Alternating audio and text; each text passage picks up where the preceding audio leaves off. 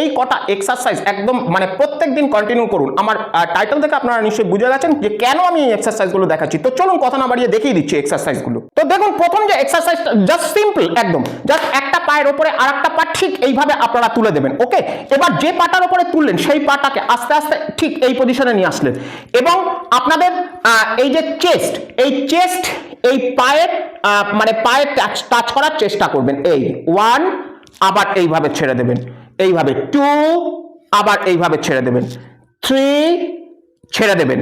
Both লেগের ক্ষেত্রেই এই এক্সারসাইজটা করবেন। 2 নম্বর এক্সারসাইজ দেখাচ্ছি। এবার 2 নম্বর যে এক্সারসাইজটা, জাস্ট একটা পায়ের উপরে আরেকটা পা ঠিক এইভাবে আপনারা তুলে দেবেন। এইভাবে তুলে দেওয়ার পরে এই যে পাটাকে, এই পাটাকে টেনে টেনে মানে এই পাটাকে এই চেস্টে এইখানটা লাগানোর চেষ্টা করবেন।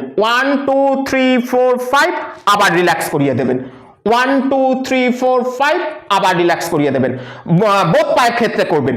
লাস্ট এক্সারসাইজটা আমি এবার আপনাদেরকে দেখাচ্ছি। সো ইজি লাস্ট এক্সারসাইজ, একটা পাকে স্ট্রেট করে দিন, আর একটা পায়ের এইখানটায় আপনারা ধরুন থাইয়ের নিচটা, এই পাটাকে একদম 90 ডিগ্রি করুন, পায়ের পাতাটাকে নিচের দিকে এইভাবে যতটা পারবেন নিচের দিকে এইভাবে টানবেন। 1 2 3 4 5 এন্ড রিল্যাক্স। আবার নিচের দিকে টানুন, 1 2 3 4 5 এন্ড রিল্যাক্স। জাস্ট এই তিনটে এক্সারসাইজ আপনারা প্রত্যেকদিন কন্টিনিউ করে দেখুন, অদ্ভুত অদ্ভুত অদ্ভুত রেজাল্ট পাবেন আপনারা।